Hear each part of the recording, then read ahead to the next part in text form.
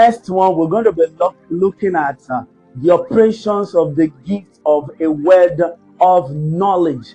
The operation of the gift of a word of knowledge. So now the question is this: what is the gift of a word of knowledge? Before I tell you what it is, let us look at what it is not. Number one, it is not the gift of knowledge. So that is it. It is not mind reading. It is not a psychic gift, a magical gift, and all of those ones. So it is not of those ones. It has nothing to do with someone's intellectual capacity or academic prowess. It has nothing to do with that. It is not a knowledge that comes from studying books or studying the Bible. No, you can have some knowledge from studying books, studying the Word of God, and listening to things and all that. But this one that we're talking about has nothing to do with it. So the question is this: what is the gift of a word of knowledge? Now, it is a sudden or spontaneous impartation of a fragment of God's divine knowledge concerning a person, event, places, people, things, anything that you can refer to as now. And this revelation has to do with things that have happened in the past or things that are happening now.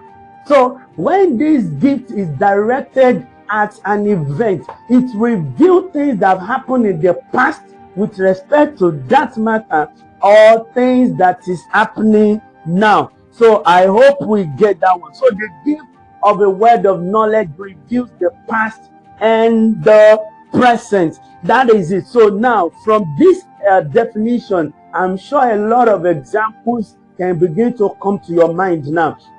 So Moses wrote Genesis.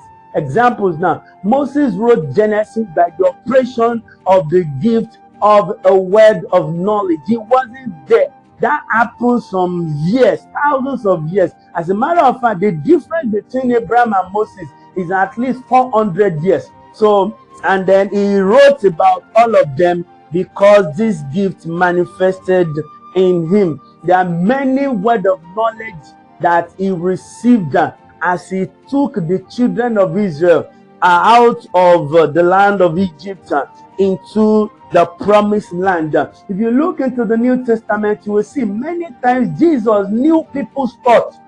He answered their thoughts. Many times he did it for the disciples and also for the Pharisees. This happened by the operation of the gift of knowledge. Then you also see that Paul also knew that the voyage to Rome, that time, that it would be disastrous. In Acts chapter 27, he knew by the operation of the gift of the word of knowledge to reveal the present circumstances in that particular time. So we need to know these things. So now, when you have a revelation about something in the past or in the present, then you know that it is the operation of the gift of knowledge. So now, how do these gifts manifest?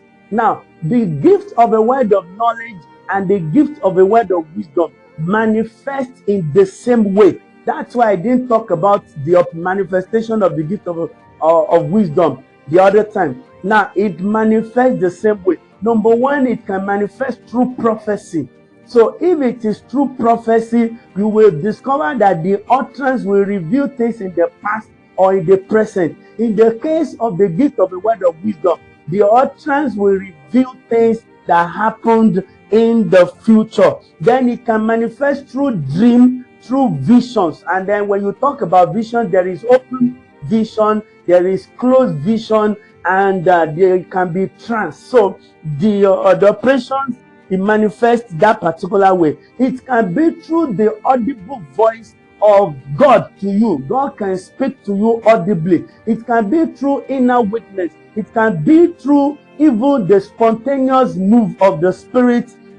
Sometimes through somebody. God can use somebody to be able to give it to you. Then it can also be the way God leads you.